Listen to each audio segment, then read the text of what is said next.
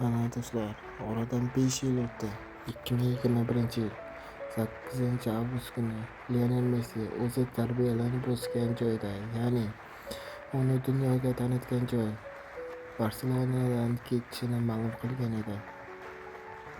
Taqdirni qarangki, 2026-yil 8-avgust kuni Messining otasi Padaro buzrukvori Jorge Messi bu dunyoni tark etdi. Bilamiz, hozir Messiga juda ham qiyin. Unga sabr va oila a'zolariga chuqur hamdardlik bildiramiz. Iltimos, shu videoni tagiga o'z fikrlaringizni bildiring va kommentariy yozish esingizdan chiqmasin. Rahmat hammaga.